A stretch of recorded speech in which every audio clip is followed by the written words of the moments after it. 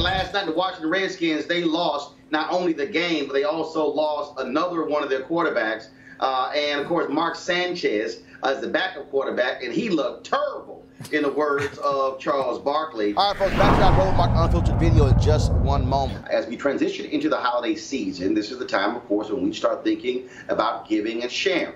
Sometimes the best gift that you can give someone is an opportunity that could potentially change their lives financially. That's why our friends at Transatlantic Real Estate have created an investment opportunity for the everyday investor. It involves legal marijuana and crowdfunding. Crowdfunding makes it easy to be an early investor of an opportunity. It's a no-brainer.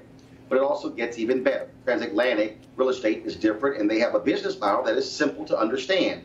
They buy land that supports marijuana grow operations and lease it to licensed, high-paying tenants. And for a limited time, you can invest as little as $300 up to $10,000 before the company goes public. And here's some more good news. They have recently extended the offer, which means you still have time if you take action now. To get started, go to marijuanastock.org and marijuanastock.org for you to get in the game. Now back to your Roland Martin Unfiltered video. What's going on with these NFL teams, and they continue to bypass Colin Kaepernick and having quarterbacks who absolutely suck? Joining me right now is Marcellus Wiley, former NFL player. He works for Fox Sports 1, also the author of Never Shut Up. Marcellus, what's up, brother? In a minute, man. How you been, big dog? All good, good. Glad to get you. So I was stretching there a little bit. You had to get off the air and hop on, but glad to have you here. So I got to ask you on this Colin Kaepernick deal. And I keep saying this. NFL owners clearly would rather lose and not make the playoffs than sign a quality quarterback like Colin Kaepernick. Yeah, that's pretty obvious. He certainly, in terms of merit, deserves the opportunity to be in the NFL. In terms of quarterback rating, is better than the options that are available, Mark Sanchez and whoever they may get as a backup. And even in terms of quarterback rating, better than their starter and Alex Smith, who was hurt and injured before. So you look at the situation. I will caution everyone to remember, even before Colin Kaepernick was an NFL player, that the NFL has never been a merit-based exclusive club. It's never been the best 53 guys are on one team. The best 11 guys are starting on offense. There's politics at play, business decisions, PR, community relations, marketing. There's a huge roundtable of circumstances that has always dictated every NFL experience. So I just caution people when they say, hey, he's better than this guy. I've been on many a team in the 90s, pre-Colin Kaepernick, that we didn't always put our best foot forward in terms of personnel, didn't always see the best coaches. Marty Schottenheimer got fired as a 14-2 coach because he didn't get along with his GM. I've seen all kind of craziness happen. So in that light, this doesn't surprise me. Well, and here's a piece, though. If you're a fan of the Washington team, you should be cussing them out because literally they were a playoff team, and now with losing their top two quarterbacks, they may not make the playoffs, and then they'll just decide. And what's telling is they would sign a Reuben Foster right after he was cut for alleged domestic violence situation and say, nah, brother, the one you kneel, you ain't going to play. That's very interesting. Yeah, I mean, it's disheartening if you really want to look at it as a meritocracy, which we look at sports as. And sports, at least in its origins, was where it didn't matter what your likeness was, didn't matter what your size was. Can you ball or not? That's the spirit of sports. We love it, that competition factor. And when you see it get diluted and you see it get marginalized and put in different columns such as, well, what are your political stances? Oh, well, what can we get of value from you? Versus, are you just the best man for the job? I think we all get disinterested when we see this come. And it's happened. It's a reality. And unfortunately, I don't think this situation changed. Colin stays at home, never as an NFL player again.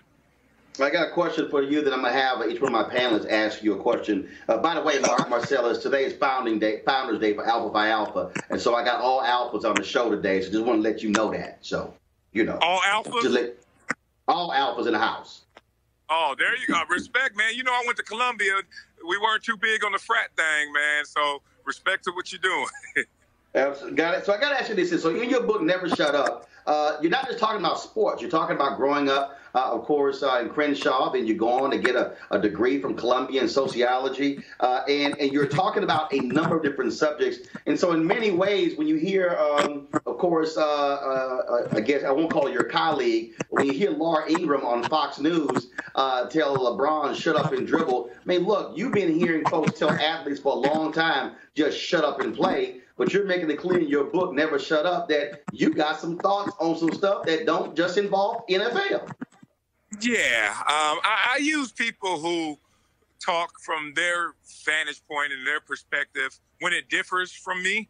I usually use that as fuel in terms of I must be going the right way. Something biblical that my grandmother told me a long time ago is that the gates to heaven are narrow and few come between. So if you ever say something, feel something, do something, and you feel that resistance, you feel that backlash, you hear people trying to silence you, usually that means you're going in the right direction. When you're a part of the flock, when you're just another sheep out there, people usually let you just go by quietly. They pacify it, and their silence is complicit with your behavior. So I've never been fooled by that. When people looked at me and wanted to call me outside my name, outside my character, I never took it in a sensitive state. I took it as an emotional response. And the big difference is internally, I can respect and deal with my emotions, but I can't let you dictate from the outside what I feel emotionally, and that's called sensitivity. So when I hear people say, shut up and dribble, I actually chuckle because I'm like, I must be getting to you because that hit dog is the one that hollers. So not mad at that. First question, Sam Foley. Would you have a kid of yours play football given the dangers and the challenges that you see now in the game?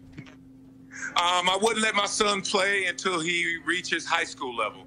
If he sits down with me and has a candid conversation about the rigors of football and decides that's what he wants to do with his life, pursue it as a goal in his life, I would allow him to play at that point, but not before high school and not if it's not an end goal. Like he has to have an NFL aspiration or a collegiate scholarship aspiration. If he's just doing it for hobby, for fun, just to be on the team, be with his buddies, hell no. If you're really trying to get something out this game, okay, because the risk is not worth the reward. Lon Wall. Let's go back to Colin Kaepernick. I mean, there's been a lot of talk. I mean, do you feel this is actually a conspiracy to keep him out of it? I know it seems obvious, but what are your thoughts about that, having been in the game? Yeah, it's a collusion. Well, the collusion is difficult to prove, one, because what if everyone is of like minds, but they're not sharing that information? Right. That's not collusion, but that's still of like mind. Look, the good and bad, there's pros and cons to the Colin Kaepernick situation. I have to be frank. I have to be fair-minded. Colin Kaepernick comes in. If he's on your team, he deserves to be on your team. He's a better player than a lot of these backups and some of these starters. The issue is, let's not forget that every single owner is the owner for economic reasons. That's right, like this is their hobby. They have made millions and billions doing something else. What's that passion? That's their passion. Then after they've made that money, they use those returns to just say, let me buy a team and have some fun. This is an economic package that will be disturbed if Colin Kaepernick was a part of it. Now, if I were an owner, I would take the initiative and say, you know what? I think Colin Kaepernick's good for my team and he's good for business. You just got to go through the initial shock and the initial noise that may come. But I can't tell someone how to run something. The beauty of owning my home is that when you come to my house, I can tell you, take your shoes off. And you can say, I'm not taking my shoes off. And I can say, well, I see you in the streets because you're not coming in. I hate to be that black and white about this, but those are 32 people who have ownership responsibilities. I think one message I take from it is that we need more ownership that reflects our mindset, our likeness, and our operations in terms of day-to-day execution. That's the message I take from it. We need to own more. Last question, Greg Carr. Thanks, Brother Roland. Brother Wiley, it's good to talk to you, brother. Since your book describes you, and accurately, I think, as a gentleman scholar, and since you went to Columbia, the home, at least a graduate of Columbia Law School, being an All-American football player by the name of Paul Robeson, who went there for law school, I noticed on Saturday, taking a little bit of a different direction, I noticed on Saturday that the Columbia Board of Trustees, and shout out to my good friend Farrah Griffin, who chairs this new department, has voted on Saturday to create a new Department of African American and African Diaspora Studies. Now, you were a social scientist at Columbia. What's that new department going to mean at Columbia for young people who go to Columbia these days? Well, Columbia is a very liberal school, and obviously it's in the melting pot of New York City. So I don't think you could be more open-minded than not only the curriculum, but the locale of Columbia. So I think it really goes in alignment to where Columbia is a breeding ground for all who aspire to be different. The beauty of going to Columbia for me was, one, that I was presumed intelligent by going to Columbia. So no one checks your GPA once you're a Columbia grad. No one wants to hear what courses you took. They just realize that, hey, you've been through the academic breeding ground of something that is great. And I respect it for what it is. I think they've always been, in terms of curriculum, in terms of education, in terms of pushing the envelope at the forefront, largely based because it is in New York City. So Enlightenment Central is what Columbia is, and I've always had respect for that education. Appreciate you, brother. All right, then. Well, of course, they can catch you on Fox Sports 1 debating Jason Whitlock every day. Lord, we got to pray for you on that one, Marcellus. Jesus, you ain't lying. I certainly appreciate it. Again, the book is called Never Shut Up, Marcellus Wiley. Folks, be sure to get it. Always good to chat with you, brother. My man, appreciate you guys. Take care, brothers. All right, thanks. All right, thanks a bunch.